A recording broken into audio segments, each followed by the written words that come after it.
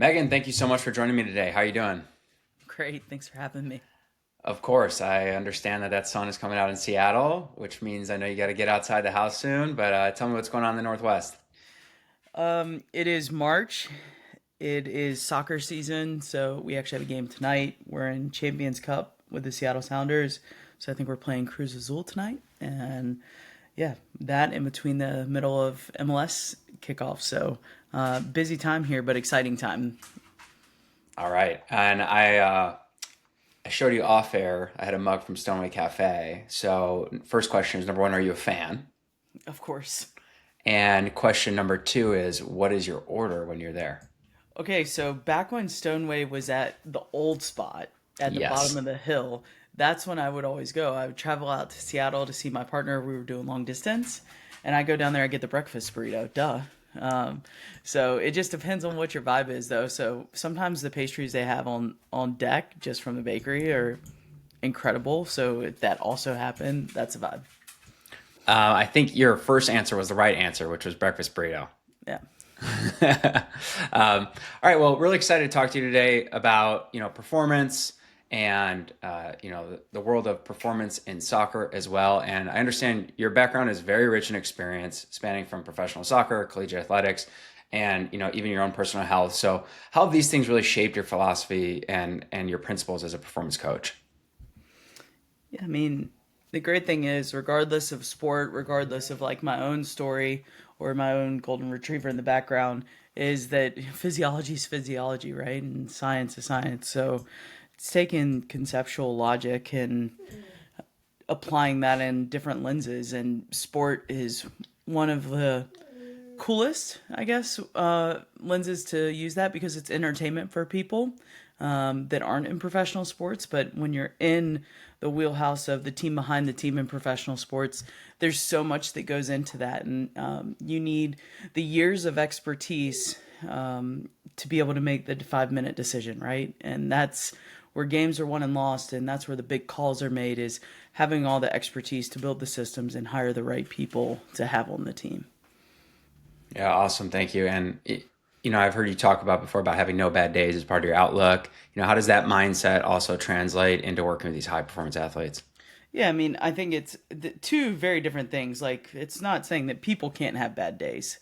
Emotionally, like, everyone shows up in a different space, right? And it's also having grace and for people that you meet outside of work and understanding everyone's going through something different. But what I meant more by that was in the cancer specific community, your mindset is also it is one of the tools in your toolbox, just like being an athlete. And if you're going through, I just spoke to an amazing group up here in Seattle of cancer survivors, and one of the things that helped me in that outlook is there wasn't a bad day because you're still in the fight and you have one job, and that's survive. So I think that the people that support that team, just like what I do in professional sports, it's the team behind the team that's not showing you everything they have going on. And when they do come in to see you or, be with you or have a procedure or anything like that, they put on that face of like, you know what? I don't get to have a bad day because this person's going through the worst moment of their life, potentially, and I'm going to show up for them. And then trying to bring that in as a coach is like, some coaches call it like bringing the juice every day. It's Hmm. like, regardless of what I have going on, I'm going to show up. It doesn't mean that I can't be authentic and say like, "Hey, I'm struggling. This is happening," or whatever. But I have to bring that juice every day. I have to show up and be willing to do the job. And in our job, it is being emotionally available. It is being able to balance point between 16-year-olds moving into their first apartment and 30-year-olds becoming first-time dads and all of the things in between, right? And there's a lot happening within the human. I love one of my friends, Vernon, says, it's humans are complex, but they're not complicated. Everything we do is complex, but it doesn't have to be complicated. When you can show up and hold space and then have logic and rationale and reasoning at the end of the day, like there are many big decisions to make and a lot of small ones along the way in how you treat people. But relationships are what going to take you from one level to the next.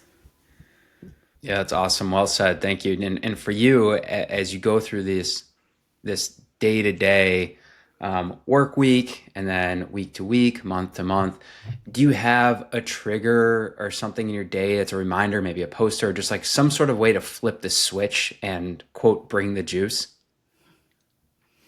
Yeah, I mean, I think I think when I get to work, like in football clubs anywhere in the world, right? Like you probably have somewhere that your gear is stored, your training gear, and it's like once you put on the uniform that day, it's like I'm coach now, and so it's that when I put the clothes on to taking them off, and it's very different than college, right? At college, all your gear is at your house. It's like, okay, on Mondays we Yeah. wear orange, Tuesdays we wear blue or whatever. But in professional sports, it's like you go to work, but then you prepare for the work there a lot of the times. And I love that within soccer culture. It's, you know, you put on the pants, you put on the training jacket, you zip it up, you have the crest or the badge on your chest, and that's when the day starts. That's great. Thank you. And I'm really excited for later our conversation. We're going to talk more about that human element side of things and how that plays a role in some of your decision making. But if we can jump into maybe this quote load management side of soccer, which, load management, especially with the NBA in the last few years, has picked up a lot of steam in the news, and people are talking about it more. It seems, even though to you it may just seem like we've been doing this for a long period of time. That's what training is. It is load management. Regardless, there are more conversations surrounding that. So, soccer, there are congested schedules. There's travel, sometimes interruptions for international play. How do you approach, in a general sense, this load management for your players across a long season? Yeah, I mean, it always starts with the competitions, right? Like whether it's NBA, whether it's soccer, whether it's college, whether it's pro, it's getting that game schedule then allows you to reverse engineer, right? And for us, like, yes, you can't predict which tournaments you're going to progress all the way through versus getting to quarters or semis, but you have to prepare for. One of my colleagues, he is our sports scientist. He's like the worst case scenario, and I'm like, oh, I hate the name of it, but he's so right. In that, I remember when we were prepping some players in Chicago for the World Cup.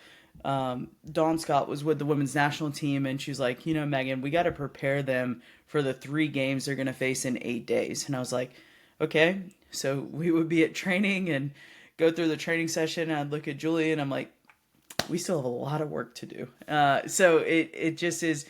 That's where load management isn't really about management; it's about performance. And I think that that's why sometimes even the terms matter, right? Like if I call your exercises before training prehab. It's like I've had an NFL player say to me, "Well, there's nothing wrong with me," and now you're telling me there's something wrong with me. And if I call it resiliency, well, that's a way different psychological understanding of why we're doing what we're doing.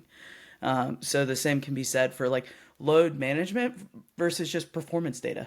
And this is performance data because all it is not it is not predictive data. It is outcome measure data. We are literally downloading or digesting information after an event has happened.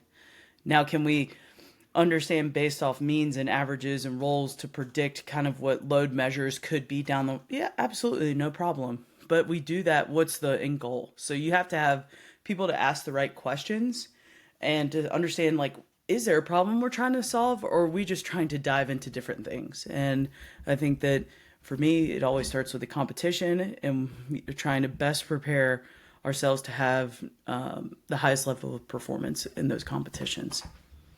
I like what you said about renaming things, and that language really matters. I worked for Coach Roos as a GA at University of Texas. We called our prehab daily vitamins, which for the players, like they love that. They understood the concept. Okay, you got to come in, you got to take these. This is part of the routine.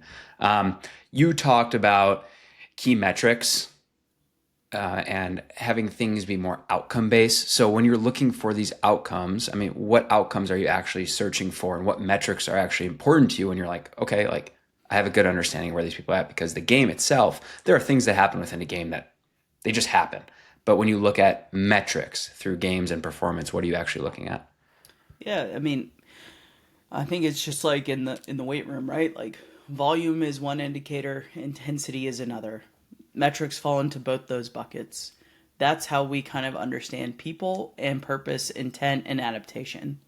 You have people in the gym that can handle a lot of volume, but you spice in a little intensity and they break. Or if you have changes in intensity, they kind of hang out in this range, and all of a sudden they take a little spike up. And you're like, oh wow, they're wrecked. They're really sore.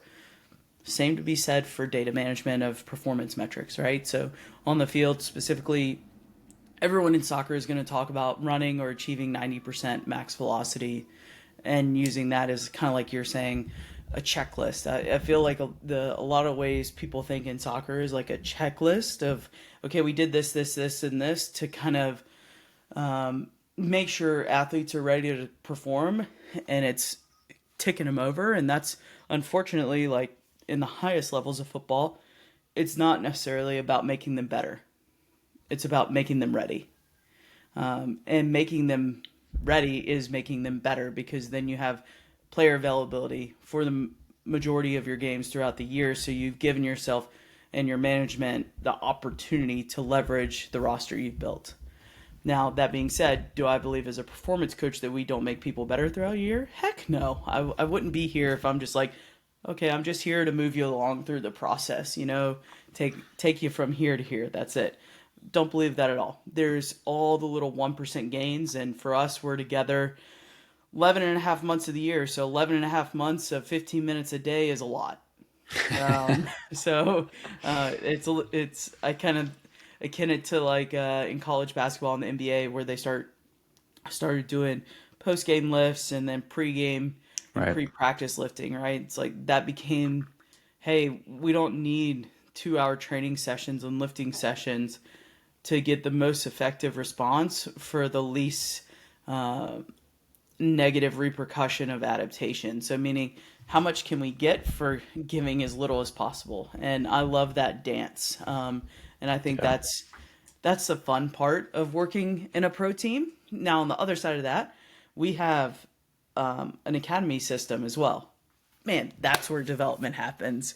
And that's where it's fun. And that's where it's like having really good coaches. And we have some really good coaches here right now. And when you talk about speed development, you talk about strength development and looking at PHV and all these different things. It's like that's where you get to have a little bit more intricacies in the recipe of performance, because they are at all these different stages, and it is about literally developing them so that we understand who has a shot of being on this roster in 6 years, 8 years, 10 years. So I think that performance looks very different in a professional setting versus in season versus an off season setting. And I miss the off season setting. Like what is it like to have a 14-week off season? I hope I never know again in pro sports, because that probably means that we're doing pretty well. But do I miss that and being able to say, we're going to get after it for 4 days a week or 5 days a week? Absolutely. It's just not the world I currently live in. I could see it's there though, and you're thinking about it. You're like, man, I love that part of it. Totally. People are like, oh, do you ever miss like college football? And I'm like, do I miss 100 players getting better and the energy that comes from that, and the energy from having team runs, and the energy? Absolutely. It's way different having 26 versus 122 or whatever they're limited down to now. But the capacity of what you're doing is different, because at the end of the day, it's like being technically, tactically sharp, efficient, hitting these metrics like we talk about. And so to answer your question too, just about metrics, like I care about sprint distance, I care about high speed running, I care about accels and decels over certain acceleration zones, I care about how an athlete looks when they move. And I think that that's the coaching eye doesn't come out in GPS. And if you talk to Stu and some of these guys from Altus, and you have been around track and field for a long time, it's how people move changes throughout a year, whether it's from fatigue, whether it's from contact, whether it's from specific adaptations or just compensations. It's understanding what a player's baseline movement is and being able to understand how that's changing throughout a year, and what we're doing for that. And then on the other side of that, it's like giving them different exposures. So whether it's we're fortunate enough to have some 1080 sprint twos here to do acceleration work, and getting that across the line with our first team, I think has been a huge check mark for us. Really excited to see that implemented versus like how much work we were doing with the academy. So all of that looks different, but those are the intensity metrics and percent max speed. And then on the volume side, yeah, total distance. And then just depends on what we're dealing with, right? Like we play today, then we play Saturday, and then we play Tuesday. So we're playing with less than 72 hours rest between games and traveling to Mexico City to play at altitude. So it's like all those contextual factors play into like, is this the right time to push? Prob's not. Like, it's probably the right time to play games and manage your roster really well. And that's where the daily decisions come in. And that's not just me. That's a whole team of medical and performance together. All right. So many great things that were said there. So I'm going to try to break them down one at a time. Number one, I like what you said about making them ready and having your focus be on making them ready, not necessarily better, because the reality is ready makes them better. And then you talked about the academy, where it seems like making them better actually allows them to be ready, 1,000%. which is the opposite.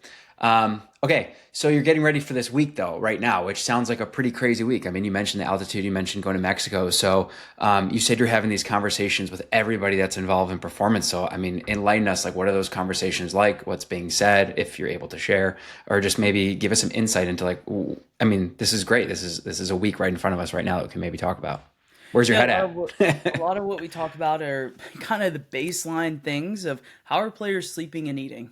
Uh, can we fill those two big buckets? You know, that we have the ability to use things like hyperbaric chambers and saunas and cold plunge and stuff like that. But at the end of the day, I want to understand, are we sleeping to recover from the demands of the games? How are we traveling? How did we make decisions around that travel? And what is the food timelines and the quality of the food and the types of the food? So we're really fortunate that I work with our chef here at the Sounders, and we also have individual understanding of player needs around nutrition from some work we did in preseason. So we are able to dive into that, and the players have, of course, are bought into their individual needs. Hmm. So with that being said, they understand that right now, like they're eating a pretty anti-inflammatory diet.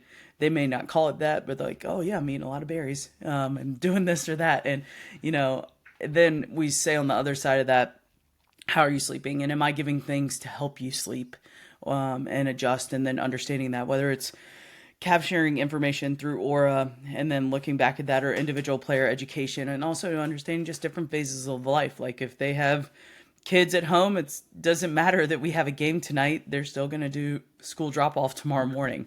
And then just really trying to understand that, as opposed to being like, well, that's not the plan. The plan doesn't matter if it doesn't fit the person. So the individual needs on those things, and just understanding that we've prepared these players as best we can through preseason, through match intensity, through training to handle this. This is where they get to show up and show off. And we'll handle as many parts that they'll never know about in terms of the travel, the logistics, the decisions. And of course, that comes down to like also the room, right? Our head coach sitting with our high performance director and saying, like, this is the plan. All the people underneath have put in place. We have to get sign off on it, you know? 1 second. Hey, come here. Golden retrievers never cease to exist to interrupt. Come here. Sorry about that. No problem. I like what you said there about making sure that the plan has to fit the player. And I think ultimately right there, like that's your buy-in. The player knows this is made for them. They know it's well thought out. You don't need to convince them that this is the best thing for them. They just see it in action when you're having these discussions, which I think was great. So let's talk about going to Mexico. I mean, what does that look like? I mean, what are the decisions you're making in the weight room in terms of loading more, loading less, and what you're thinking with this travel coming up? I think that we play a home and away leg of the same team. So seeing the same opposition, and then playing anyone that knows soccer in America versus soccer in Mexico, and what the culture is like of going to a Central and South American country, is always exciting because of how the fans show up, and the fandom in America has grown exponentially. but it's always a cool opportunity for that. So the team we're going to play on short rest because we also have a big game against a Western Conference opponent on the Saturday. It's not you're just trying to recover between games, to be honest, and then you're also trying to make sure you're doing the best job for the second half of the roster. So in the three games, you might have players that play all three. You might have players that play two. You might have players that play one. You might have players that play none. So it's almost kind of thinking about it in terms of like that starting pitcher rotation in baseball, but every player is a starting pitcher. And then Mm-hmm. how do we get the best out of them as they move forward? That's who we try to be at all times. And it's like, okay, can we get a post game lift with this group of players? Actually, can we get a little training session with these guys here? And then everyone can be on this schedule for this, but then we're going to do this for these guys here, here, and here. And that's literally how we talk: is player by player, group by group, and then team by team. Okay, so question for you. How do you handle disagreements then within your group? You have this closed room of coaches and performance people and decision makers. How often are you disagreeing on things? And not in a bad way, just like how often are you disagreeing? And ultimately, like, how do you handle those decisions, outside of the room? Yeah, I mean, at the end of the day, you have to have someone that's saying like, "This is the path." You have to have leadership saying, "This is what we're going to do." I think that within our collective performance group, we do a really good job of everyone has a voice, but you also have, and we also have a little bit of lightning in the bottle in that a lot of the people in our roles, like we've been in and around performance for a long time. None of us are less than 5 years of experience, and a lot of us have over 10. And so it's just like we have a mutual respect for each other's point of view. And it may not even just be from experience. It's also, we also have different relationships with players.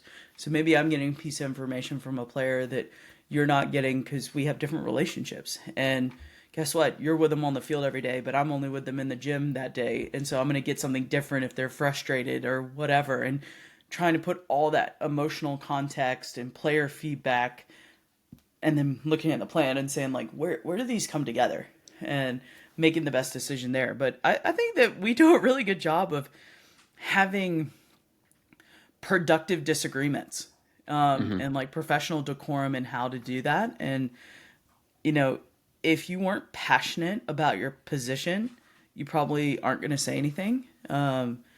So we know that when we do bring something up, it's probably because we have some scientific evidence, some practical application experience, and then a gut feeling. So I think that we truly do respect each other's point of view and decisions, and most of the time it ends up being very similar. And we realize we're like trying to shave a 0.5%. We're not 10% off. So Right, right. I think that that's also interesting. And what's your process as an organization and performance staff for evaluating decisions after the fact, right? So you do all this prep work for this crazy week that you have. When you finally have time, I mean, is this part of your weekly process, or do you try to make time, or is it at the end of the season? Like, when do you actually evaluate these decisions and in hopes to make things better for the future? I think it's a very good point because there's no playbook that says this is how you have to do pro sports. You can go through a year and have ups and downs and never do anything to look back or report or show your body of work. And I've learned a lot from our current group on how we do that. And we do that at least 3 times every year. We do like a preseason initial intake, a preseason report after preseason, a midseason, and an end of year. And that's full team type of availability, individual player reporting, reflections, and evolutions. Like how do we make things better? And I love that process. I think that a lot of coaches have their own way of doing that, but having a formalized process for that, not Right. just in performance, but also in the medical space, allows us to make it medical and performance together. And then, if it's worth doing, then you probably need to know what your departmental value and mission is, and then your departmental philosophy, because I can have my own philosophy as a coach, but if that's way over here and it's actually not in alignment with this, I'm probably not going to be happy every day because and we haven't acknowledged why. But if your philosophy is a team philosophy, at the end of the day, it's like doing what's best for the player, but then also understanding how we're going about that because we've all agreed to this thing. That's really good systems and frameworks, and that's what allows for success. And again, I think when people hear systems, frameworks, data, they're like, these people only look at reports. And I'm like, if people only understood, it's like, it's so much talking and Right. then annotating and then deciding. And I don't, I am not the key decision maker at the end of the day in this role here. But I'm a key staff member in delivering the best information possible up chain so that we make the best decision. And I think that's also a thing that coaches need to realize is a lot of people strive. I've been a high performance director. A lot of people are like, I need to be the director to make the call. And I'm like, well, sure. Okay. If that's what you want, do you want it just because like that's the highest paid? Do you want it just because you want to be a soccer coach? Do you want it like what's the actual intent there? And I think that coaches get lost along the way of like not realizing what their true skill set is and saying like they're really good at that. Like what if you're just really really good on field? And guess what? As soon as you're in more meetings, you're not going to be on field as much. Maybe your really good sweet spot for you is in the rehab and return to play process. And as you go up, you're not in that because you're so busy making the calls that so it's understanding what the role and the responsibilities are so that you understand how your time is going to be spent. Yeah, absolutely. It seems like in pro sports and I mean, even in the college space too, you're starting to see more coaches work with maybe one or two teams. It just seems like there's more room for specialists now, especially in pro organizations. Like, hey, you do this really well. Okay, like you're hired to do this really well. Yeah.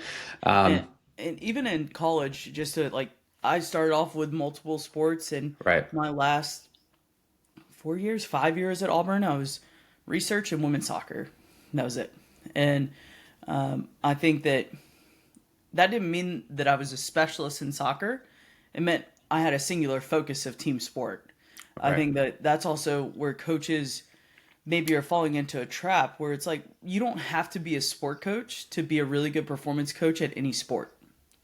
So just I did not play soccer at a professional level. I did not play soccer at a college level. Do I love the game? Absolutely. Do I try to say that I understand what it's like to ping a 65-yard ball perfectly to a guy with a diving header? No, but I feel like I understand how that good that feels. So I think that realizing it's like instead of being a specialist, it's like being universal. Being a performance coach is a universal skill that we apply in these specialty lenses. Yeah. Instead of feeling like you have to just do this and that's all you're known for, it's like, well, what if you change? You've given yourself no range as a coach to decide, guess what? I'm going to work track and field. Guess what? I know how to help this NFL DB in the off season. Guess what? I understand speed from a whole team perspective, and it doesn't matter what sport it is. I understand movement from a whole human perspective. It doesn't matter who's in front of me. And I think being universal is way better than being a specialist. I like how you frame that, having a focus versus a specialty. Yeah. I like that a lot. Something you mentioned earlier was Stu and his group there, and using your coaching instincts and blending that with the data. So my question to you is, have you faced a situation maybe recently where the numbers they all said something, they painted a story in a certain way, but you just knew that in your gut and your coach with your coaching experience that there was a decision that needed to be made in a different direction. I'll tell a story. This is one of my favorite athletes all time. She doesn't matter if I talk. She doesn't care if I talk about her. Sarah Gordon is hands down one of the fastest athletes I've ever worked with. She plays center back in the Professional Women's League in America. We were working together in Chicago. And I remember we were in a congestion period of 3 games, and now you're flying commercial. You don't have a chef.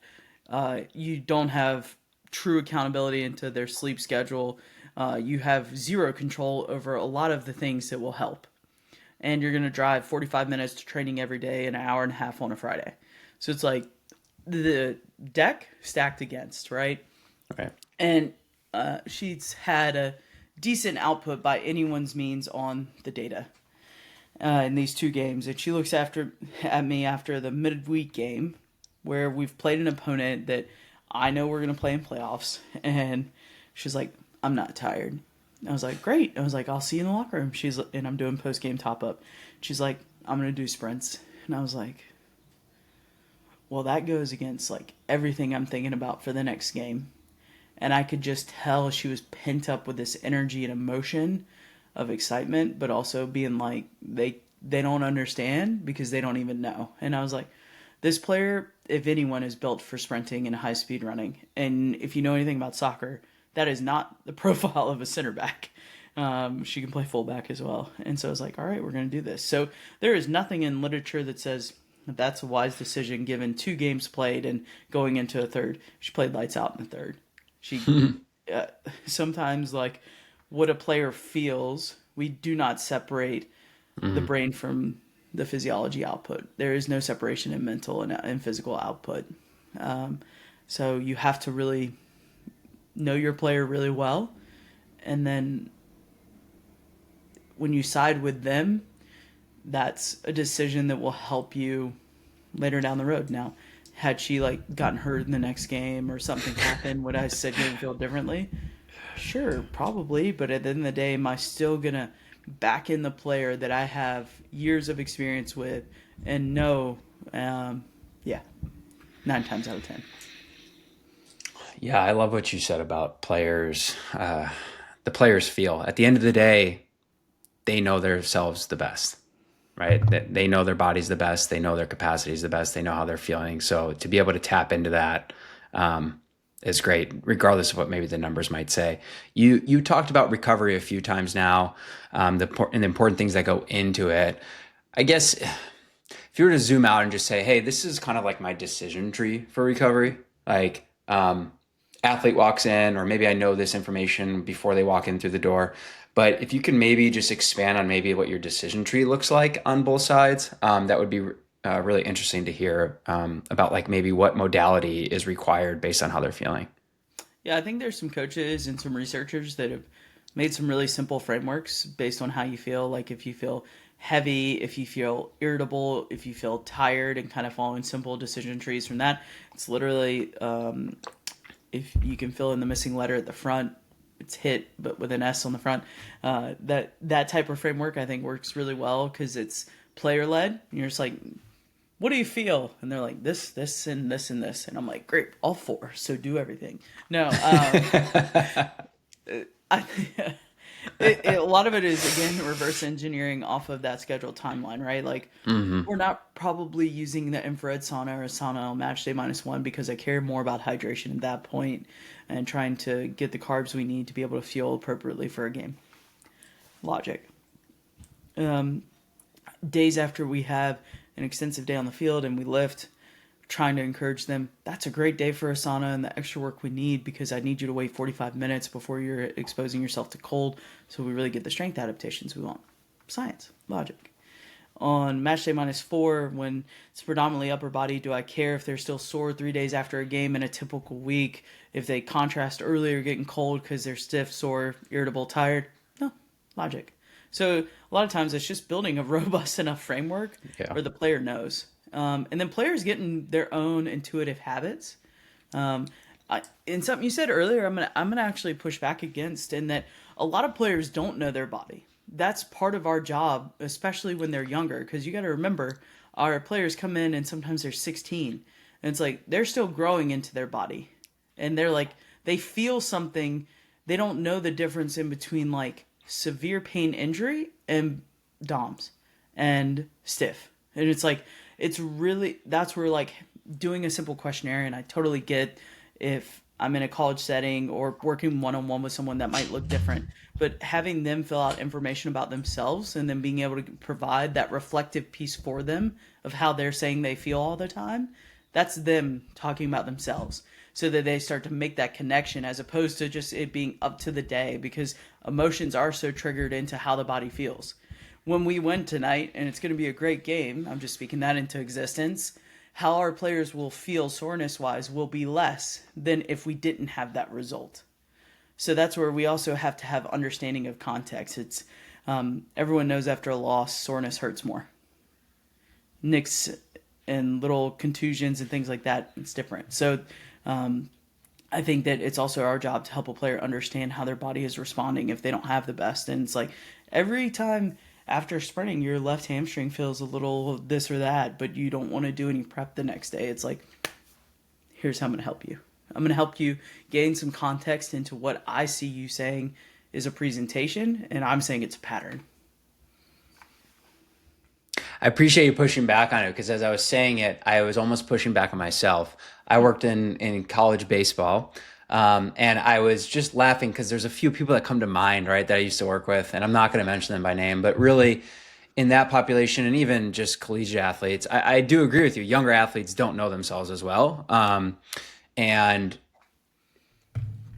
baseball athletes are like on this constant search of like every single little thing, like what does this mean, what does that mean? But yeah, I agree. I think older athletes, I think I was really thinking about these older, more experienced athletes, really understanding themselves better than maybe some younger athletes. But on that point, every time you fill out a questionnaire, every time you ask somebody how they're doing, you are in essence educating them on like these are the things that you should be thinking about.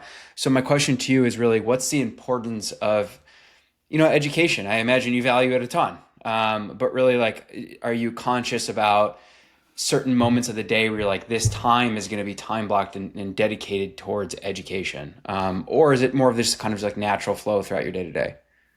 Yeah, I mean, I think in an ideal world, it's like, okay, we're going to sit down and once a week we're going to educate the team on this topic.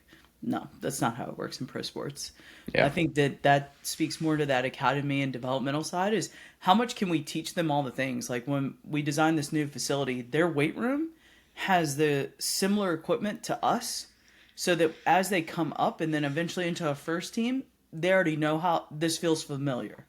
So how can we make things feel familiar from a environmental standpoint to where the education is done when they're 12 and not when they're 20?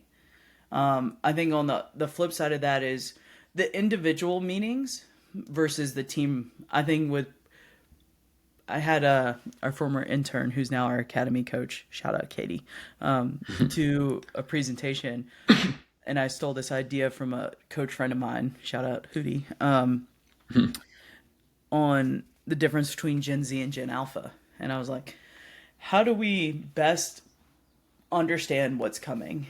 And I see that play out in terms of individual one-on-one information about themselves has a really high correlation of being taken on as things they need to do, and then they drive that. Whereas if I just send a general thing out, I'm like, hey, here's this thing, they're like, okay, cool, and that's it, because it has no connection to them. So I think the basics, like when we talk about nutrition, like a timeline, pre-match -1, daily flow, it's like, okay, that's a helpful reminder. But when we talk about individual needs, changing your diet, your lifestyle, you just moved from a different country. I need to understand your needs. I need to understand your family dynamic of how many people are we feeding? Are you cooking for kids and then for yourself? Or are you just eating your kids' chicken nuggets? Like those are the dynamics of the things that have to be an individual conversation. And that has to come from a relationship. If I'm asking that day one of a player, it's like, that's bad on me because they've just probably done a medical intake, a performance intake, an assessment, and now you're going to sit down and try and get to this really deep, meaningful information. They're fried because they've tried to show up and bring the juice. Right. So I think it's understanding the person in front of you, and good things take time. So waiting on that relationship by honing in on it every day. And how do you hone in on it? It's just being authentically yourself and showing up in your role. I don't have to be anything other than what my role is every day. And by doing that every day for 11 and a half months, they realize I'm going to be the same person. It's like, I'll see you after film for activation. I'm going to be the same person that sees you after the field. And it's like, great, reminder, did you have your protein and your creatine? Great, let's do these things. And you become that consistent theme. And that's just part of what they do. And when you're consistent, you can add little things to it. And that's where I try and go, is the consistency of the individual versus the team. I love what you mentioned there, and some things stood out to me. Some words: authenticity, connection, consistency, and patience. Like, you understand that these things are important. These are important conversations that you're going to be having. Doesn't mean you need to have them immediately. I really thought that that was well said. And then it connects back to something else you said earlier, which is context. Like, two players that are the same age with the same skill set have maybe two completely different lives at home, and how they adapt to stress might be completely different. Yeah. And their support for those things. Yeah. No, it's great. And I'm curious, a moment of reflection here for you. Um, Young coach Megan, like year one, year two, right out of GA, like, are these the kinds of things that you were expecting to drive your coaching principles, philosophies, whatever term you want to use? And as you kind of reflect back on what that person was like and that coach was like, I mean, are you kind of excited about where you're at now? I don't think the coach has changed at all, just the context and the experience. I think that the way I went about things then still had an underpinning of connection. That coach though, she probably cared a lot more about her Excel sheets being tidy um, back then, where now the technology is a lot of those things to automate. So I get to be more about the connection piece. So if anything, I think that instead of that being a part of it, it's like, oh, that's the majority piece. Curious now too, with all of your experience, and it seems like you're pretty dialed in with kind of your day to day. What things are you interested in terms of training? Where do you think maybe training might be going? I mean, you have your everything you're doing now with your team, but then maybe you're like looking and thinking, okay, in the future it may look a little bit something like this. Is there anything that kind of is striking you, or you're curious about? Couple things. I think that if you look at fitness trends, like as a whole, the early 2000s was like the revival of Olympic lifts through CrossFit. If you look at what's happening now, is like everyone's now a hybrid athlete or into high rocks, but also you have this underpinning movement of machines are awesome. So I'm loving seeing, like, from a bodybuilding perspective, that's trickling into pro sports. There's way more machines than there used to be, and it's like, oh yeah, these serve a purpose. And but we've become super complex, right? Like the Kaiser is actually a good example. The A400 line of what we have, being able to see range of motion and then record that data on an individual player and see the load difference left to right, like, that's fascinating. The ability to have those things, so it's not just a weight stack, right? Like, I can nerd out with anything now in the weight room, as opposed to VBT used to be solely for maybe a Right. trap bar deadlift, and now it's like, oh no, it's on our belt squat, it's on our leg extensions, on our leg curl. It's so we've gotten the ability to be less complex but meet a complicated need in terms of rehab or specific need, whether it's a tendinopathy or musculoskeletal injury, and like return from those things. I think that that's been awesome, because it's like I'm still a performance coach, but I have better tools. It's like I have a little GPS in every machine for the sports scientist out there. It's now we can talk and dial in that load, that intensity, that range, and look at all of these things. And then tempo is not our only tool. Load is not our only tool that we have in our toolkit anymore. I'm laughing because I'm thinking about when I was coming up as a strength and conditioning coach, and I was looking at, internship opportunities, GAs. You're looking at websites and you're thinking about, like, what's your philosophy? Like that question, or what are your principles? And um, so many of the websites for Olympic sports, like, were so similar in terms of, like, department philosophy. It was like, we implement like ground based multi joint movements, and I Shout kind out of Mike laugh Loy. at, yeah. And I just kind of laugh at that now. And the idea of that it was almost like, oh, this one person had it, so now this is just what we write because we're supposed to do this, and that's athleticism. And I started laughing about it when you mentioned machines making a comeback. Certainly at Kaiser, machines have been around for a very long time, but um, Yeah, Olympic lifting was like really, really, really big, and these multi-joint ground-based movements because sports are ground-based movements. But then machines kind of make a re-entrance where it's like, okay, well, what's the goal of our training? Like, what is adaptation? What adaptation are we seeking? And like, can we measure it? And can we measure it objectively? And can we retest for it? And is this, can we maybe accept that adaptation in one specific spot might have a more global adaptation somewhere else, you know? I think part of what the reason that happened too, just like context for younger coaches that may have not have been around, is before when machines were in like a football weight room, it Hmm. was probably high intensity training. And you can shout out the guys that were doing this in the 80s and 90s. And Right. they were pushing time based intervals or rep based schemes of high volume, high intensity, and with short restorations. And so you can imagine this is where a lot of like the negative side of where strength coaches were perceived came from. And so I think that's why we kind of said, oh, machines are bad. No tool is bad until it's given the wrong purpose. Yep. And so then that's where people are also understanding like muscles are one part of the body. Movement is also really important. So I feel like it just kind of swung all the way the other way. And coaches were like, I need to just look at whatever. And I love a banded ankle distraction. And, like I'm super into what Kelly was building in the early 2000s and being in 2010 and trying to, use those tools. They're all tools. What's the purpose? And what's the need of the person in front of you? And I think that now when you ask a departmental philosophy, hopefully it's not just a training philosophy, Yeah. right? Like it used to be, we're high intensity training, we're Olympic lifting, we're movement based, ground up. I'm like, how about like, yeah, we all train humans. Okay, no one's training it. Okay, great. So, what is it you care about in the human perspective, and how do you attack that? And then, what are the principles of your philosophy? Because a philosophy has no purpose if it has no tools. Right.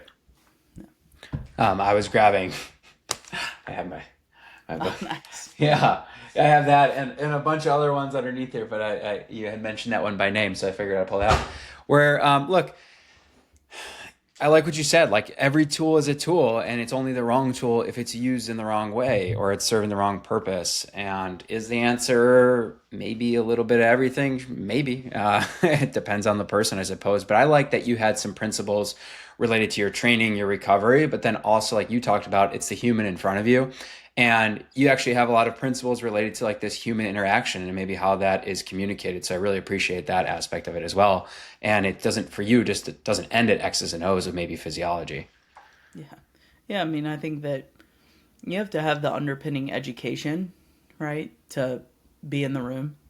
And maybe a connection, someone helps you get a job, but it's what you know and how you execute that keeps you a job. And that's why like I love the sport coaching world and what it offers a coach, because it isn't I think the people that are in it chasing working for a certain team or badge, they're out of it just as fast as they come into it, hopefully. Because they realize like that'll burn you out, because it is 11 and a half months. We're talking now so that I can head into early rehab, then have a game. It's like that's not glitz and glam. Anyone that works in the NBA can tell you they see more of the undersides of stadiums than the courts of stadiums, right? Like Right, right. we see the wires and the concrete, not where the fans are with the jumbotron. So sport is the entertainment for the world, but it's the purpose in which we've decided to work in. And to do that, you have to really want to do it, because there is a lot of demands and push and pull, and you're still dealing with players and personalities, and they're not. You don't get to tell them what to do. You get to invite them, and when you invite people, man, that's awesome, because then it's also their decision, and then that's a really cool culture when it just trickles down. It's like, I'm going to invite you to do what we think is best for you. And if you have a different opinion, you voice that. Great. And a lot of times it comes across not like in a nice little dialogue, right? It's emotion at the end of a game. It's like, what do you mean you got to da da da da? And I'm like, great. Do you want to do this? They're like, yeah. I'm like, okay. So you just have to be able to read between the emotions to actually understand what they're saying, not how they're saying it. Yeah. Awesome. Well said. I mean, packed a lot here into 50 minutes. Just some things I want to close with here. If someone wants to reach out to you, Coach Megan Young, what's the best place for them to reach out to you? Excuse me, where is the best place? Yeah. Probably just social media. You can find me on Instagram, just Coach Mega Strong. And I'm not huge on social media, but I have a social media, so reach out to me there. Awesome. Well, a huge, huge thank you to Seattle Sounders FC performance coach, Coach Megan Young, for joining me today in the Kaiser Human Performance Podcast. As she had mentioned, please show her some love and follow her on IG at Coach Mega Strong. On behalf of the Kaiser and the human performance world, we appreciate your time. Thank you so much.